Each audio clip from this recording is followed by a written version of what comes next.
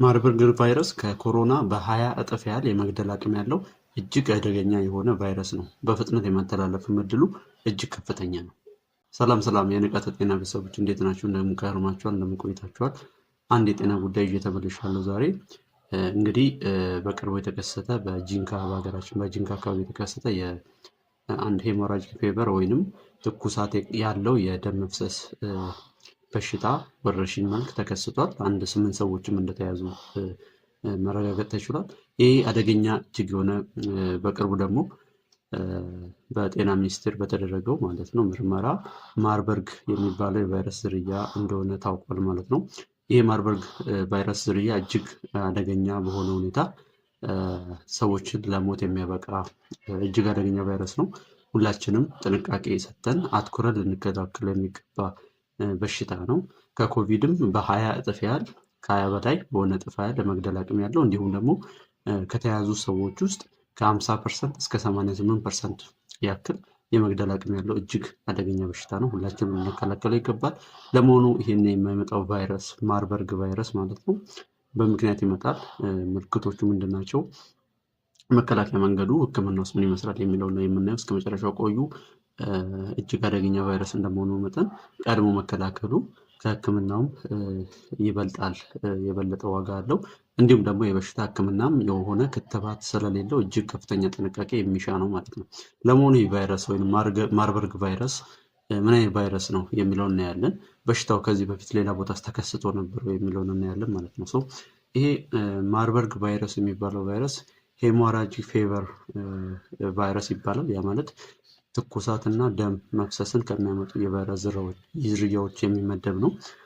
ከነ ኢቦላ ቫይረስ በቅርቡ ከትንሽ ዓመታት በፊት በምዕራብ አፍሪካ አካባቢ ተከስቶ ብዙዎችን ሕይወት እንደቀጠፈ የምናውቀው የኢቦላ ቫይረስ ጋር ተመሳሳይ የሆነ በሽታ የሚያመጣ አይነት የቫይረስ ዝርያ ነው ማርበርግ ቫይረስ። ሶሎ ከየት ይመደባል፣ ከየትኛው የቫይረስ ቤተሰብ ይመደባል የሚለውን ስናይ ፍላቪቫይሪዴ ፍላቪቫይሬ ከሚባለው የቫይረስ ቤተሰብ ነው የሚመደበው። ይሄ ፍላቪቫይረሶች እንደነ ኢቦላ የመሳሰሉትን የሚይዙ የቫይረስ ዝርያ ቤተሰብ ነው ማለት ነው። ይሄ በሽታ ከዚህ በፊት የተለያዩ ሀገሮች ተከስቷል፣ ማርበርግ ቫይረስ ማለት ነው። ለምሳሌ ጋና፣ አንጎላ፣ ዲሞክራቲክ ሪፐብሊክ ኮንጎ፣ ታንዛኒያ፣ ሩዋንዳ፣ ኬንያ ጎረቤታችን አካባቢ ተከስቶ ነበረ። የመጀመሪያ የተከሰተው በ1967 ነው። በጀርመን የተከሰተው ማርበርግ በሚባለው ከተማ ነው። ለዛም ነው ማርበርግ ቫይረስ ሊባል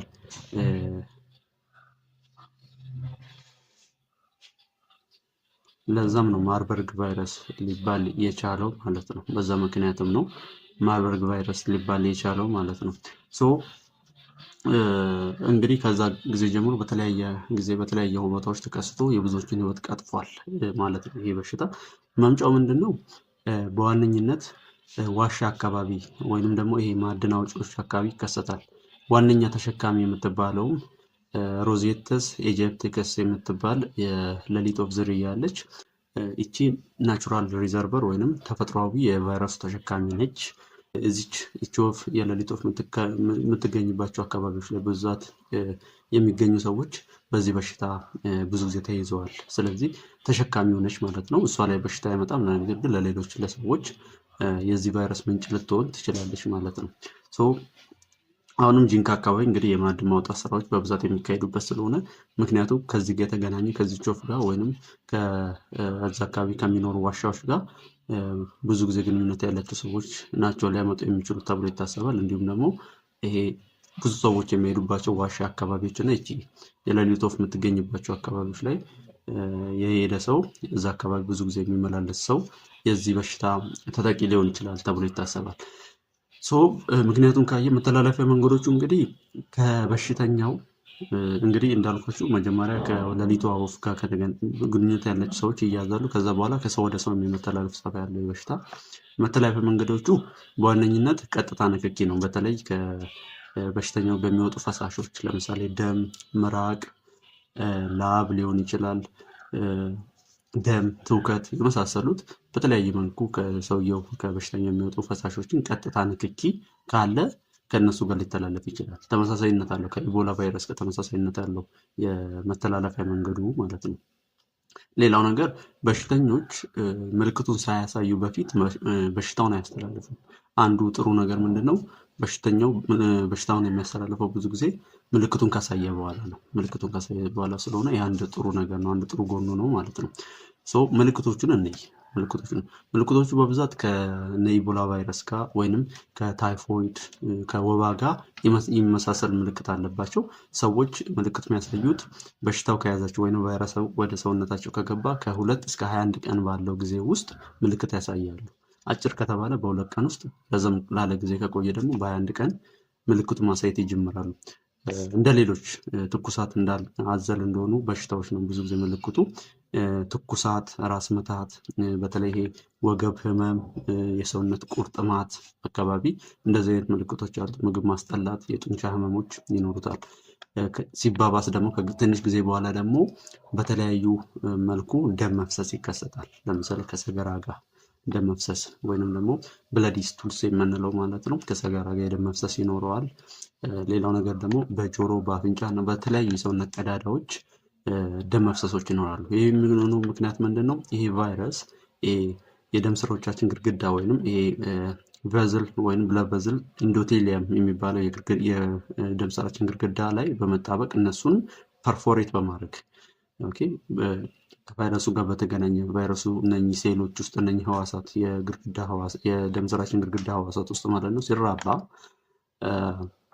እነሱን የመብሳት ጸባይ ያለው እነኛ የደም ስሮቻችን ግድግዳ ላይ ያሉ ሴሎች በሚበሳሱበት ጊዜ ደም ወደ ውጭ እንዲፈስ ያደርጋል። ስለዚህ በተለያየ መልኩ በተለያየ ሁኔታዎች ደም መፍሰስ ይከሰታል ማለት ነው። በሽታው ሲባባስ የመጀመሪያው ምልክቱ ካለፈ ከትንሽ ቀን በኋላ ከ5 አካባቢ ቀን በኋላ እነኚህ ምልክቶች ይታያሉ። እነኚህ ምልክቶች ከታዩ ብዙ ጊዜ በሽተኛው የመሞት እድሉ በጣም ከፍተኛ ነው። እነኚህ ከታዩ በኋላ ብዙ ጊዜ በሽተኛው የመሞት እድሉ እጅግ ከፍተኛ ነው። ምክንያቱም በተለያየ መልኩ በተለያየ ቦታ ያሉ የደም ስሮቻችን ውስጥ ነው ይሄ የደም መፍሰስ የሚከሰተው።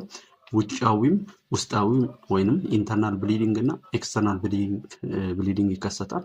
በዛን ጊዜ በከፍተኛ ደም መፍሰስ የተነሳ ሰውየው ሾክ ውስጥ የመግባት ወይንም ወደ ኮማ ወይም ራስን ወደ መሳት እንዲሁም ደግሞ መልቲፕል ኦርጋን ፌለር ይኖራል። እነኚህ ደም መፍሰስ በተለያዩ ቦታ በሚከሰትበት ጊዜ በጣም ደም የሚያስፈልጋቸው ትልቅ እንደ ጉበት፣ ኩላሊት ያሉ እንትኖቻችን አካላቶቻችን ስራ ላይ ቆሙ ይችላሉ። መልቲ ኦርጋን ፌለር ይከሰታል። በዛን ጊዜ ሰውየው ታማሚው ወደ መሞት ይቃረባል ማለት ነው። ስለዚህ ምን ያህል እጅግ አደገኛ በሽታ እንደሆነ ከዚህ መረዳት እንችላለን ማለት ነው። ሌላው ምርመራው ምንድን ነው? የቫይረሱን ማግኘት ነው። ቫይረሱን ዘረመል ለማግኘት ወይንም ሪል ታይም ፒሲአር የሚባለው የቫይረሱን ዘረመል በመመርመር ይታወቃል። ሌላው ኢንዛይም ሊንክድ ኢሚኖዘርቨንታስ የሚባል አለ።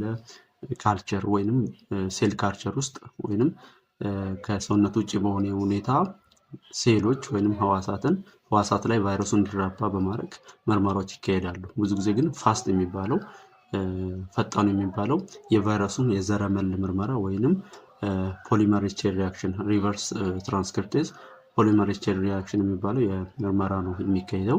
አሁንም የታወቀው ቫይረሱ በኢትዮጵያ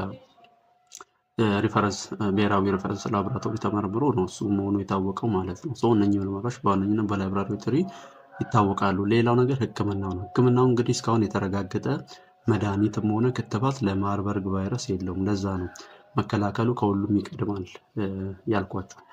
የተረጋገጠ ነገር ግን እስካሁን ድረስ የተረጋገጠ የበሽታ ህክምና ወይንም መድኃኒት ክትባት ባይኖረውም እስካሁን ድረስ ትሬኒንጎች ወይንም ምርምሮች እየተካሄዱበት ነው ያለው። ነገር ግን እስካሁን ድረስ የተረጋገጠ ክትባትም ሆነ ህክምና ስለሌለው መከላከሉ ከሁሉም የሚበልጥ አስፈላጊ ነገር ነው ማለት ነው። ስለዚህ ነገር ግን ሰፖርቲቭ ትሪትመንት የሚባሉት በህክምና ጣቢያ ላይ እርዳታዎች ይካሄዳሉ። ለምሳሌ ፈሳሽ መተካት፣ ከፍተኛ የደም መፍሰስ ስለሚኖር ፈሳሾችን መተካት፣ ምልክቶቹን ማከም። ህክምና ራስ ምታቱ ሊኖር ይችላል።